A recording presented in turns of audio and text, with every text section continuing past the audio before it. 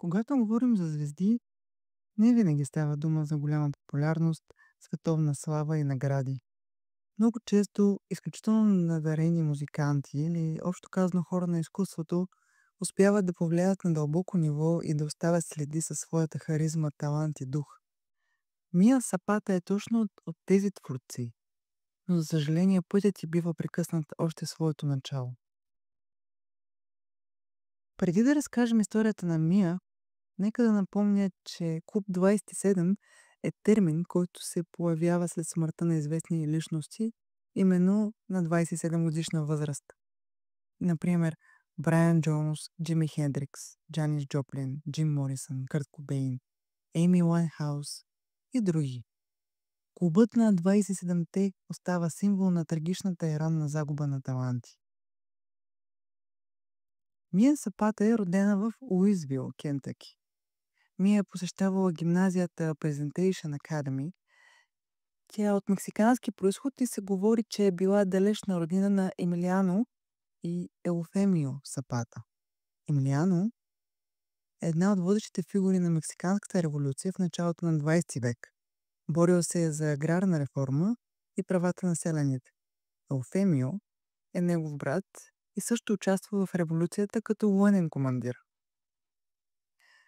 Мия се е научила да свири на китара и пиано още от 9 годишна възраст и е била силно повлияна от пънк рок, както и джаз, блуз, R&B изпълнители като Беси Смит, Били Холидей, Джими Рид, Рей Чарлз, Хан Уилямс, Сам Кук. Тя произхожда от заможно семейство, но често е живяла без материални удобства. Както баща й описва, Мия живееше в два различни свята. Тя живееше от двете страни на улицата. От едната беше праволинейният живот с религиозни училища, заможно семейство и тенис клубове. Но когато преминеше до другата страна, материалните неща преставаха да има значение за нея. През 1984 година Мия Сапата започва обучението си в колежа Антиокс в Yellow Springs, Охайо, със специалност свободни изкуства. 2 години по-късно, през септември 1986 година, заедно с трима приятели, китариста Андрю Кеслър, барабаниста Стив Мориарти и басиста Мат Дрезнер, основава пънк-рок бандата The Gits. През 1989 година четиримата се преместват в Сиатъл, град, който по това време се превръща в средище на алтернативната музика. Там започва работа в местен бар. Групата се настанява в изоставена сграда, която кръщават The Rat House или къщата на плъховете. Между 1990 година и 1991 The Gits издават няколко сингъла чрез независими лейбъли, които бързо печелят вниманието на местната публика. Сцената в Сиатъл ги приема радушно, а групата често дели сцена с приятелите си от Seven Year Bitch. През 1992 излиза дебютния им албум Frenching the Bully, който затвърждава репутацията им сред феновете на пънк и крънч музиката. Последната песен от албума е озаглавена Second Skin. В нея Мия пее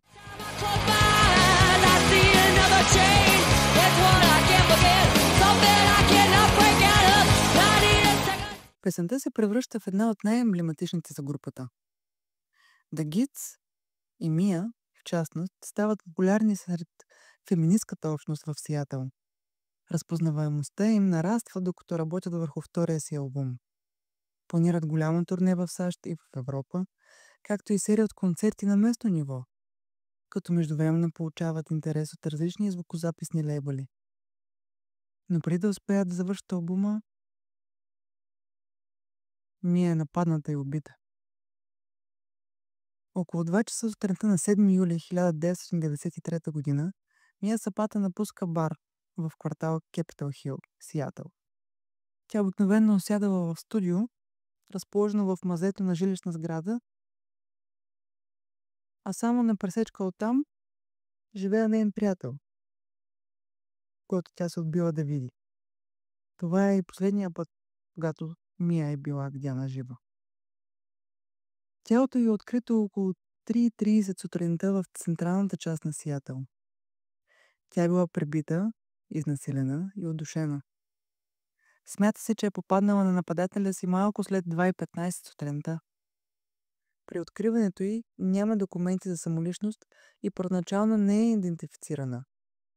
В епизод на телевизионното предаване Forensic Files се разкрива, че съдебният лекар, фен на The Gits и редовен посетител на техните концерти, я разпознава. Според него, дори да не беше удушена, Мия би починала от вътрешните наранявания, причинени от побоя. Съдебно-медицинската експертиза установява признаци на сериозна борба, травма в коремната област и разкъсан черен дроб. Мия Сапата е погребана в гробището Кейв Хил в родния град Уисвил. Музикалната общност на Сиатъл, включително някои от най-известните банди, като Нирвана, Pearl Jam, Soundgarden, събира $70,000, за да бъде нает частен детектив за 3-годишно разследване. Макар средствата да се изчерпват без да настъпи пробив в случая, детектив Ли Хиран продължава да работи по него доброволно.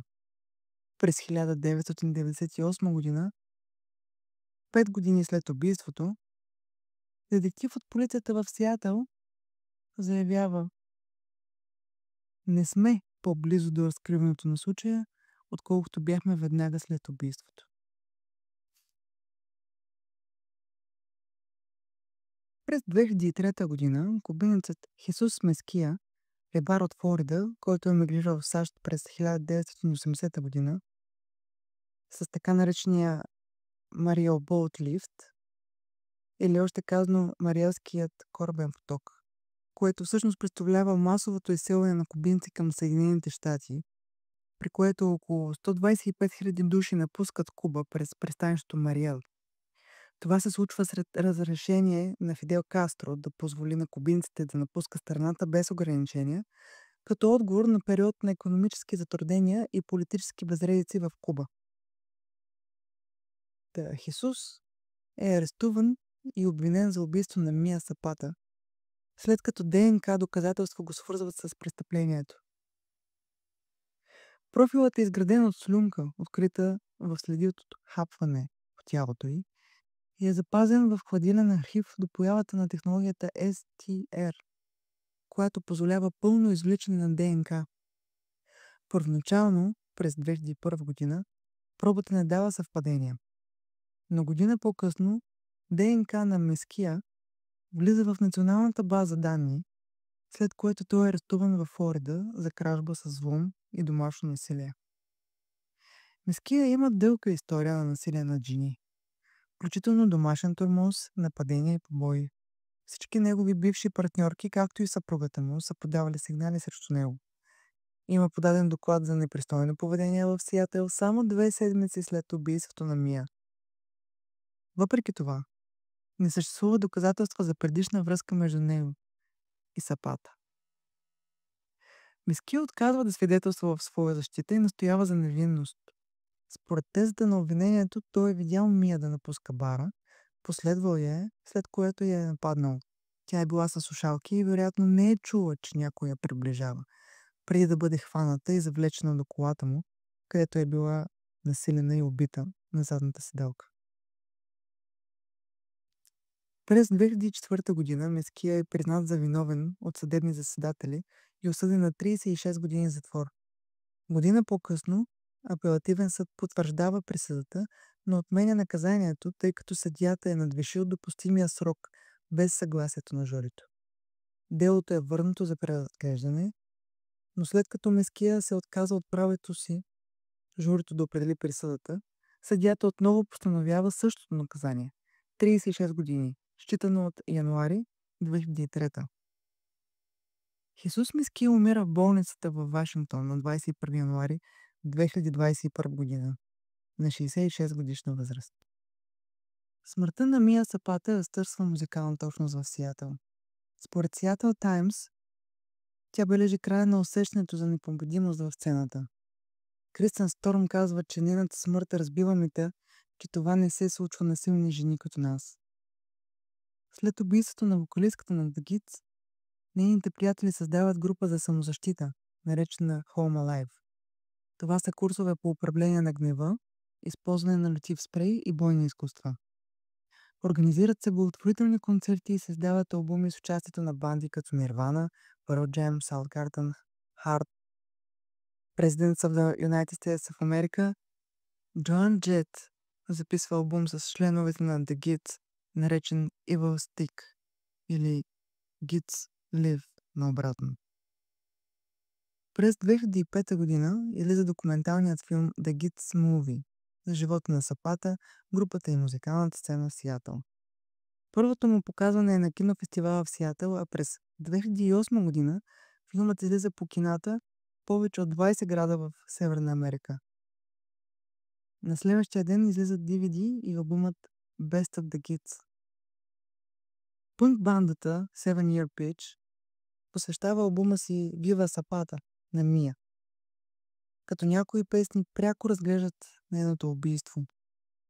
Джоан Джет и Кейтлин Хана написват песен Go Home в нейна чест, издадена през 1994 с видеоклип, в който жена се защитава от нападател.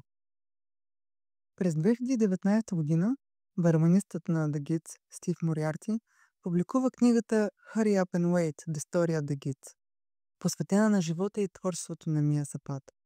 В този труд той разказва историята й, както и тази на бандата, по начин, който отдалечава фокуса от трагичната й смърт и поставя акцент върху нейния артистичен талант и влияние върху музикалната сцена в Сиатъл.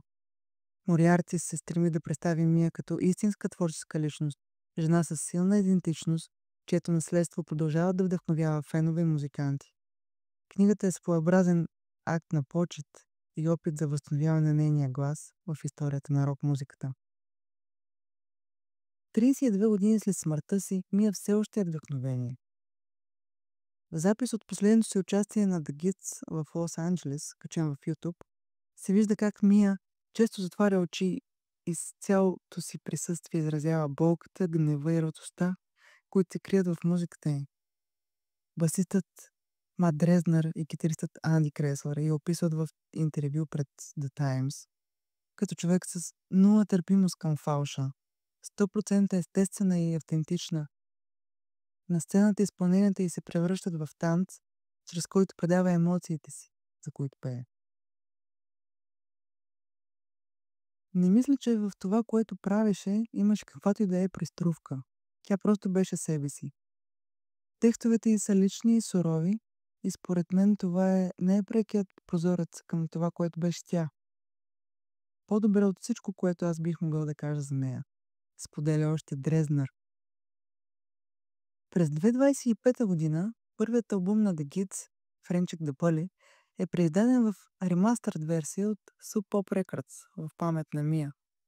Това издание включва подобрено аудио качество и допълнителни бонус тракове, които подчертават музикалното наследство на групата и силната й връзка с сиатълската сцена от началото на 90-те години. Албумът е достъпен за слушане в техния YouTube канал, предоставяйки на нови и на стари фенове възможността да се потопят в енергията и емоцията на The Kids.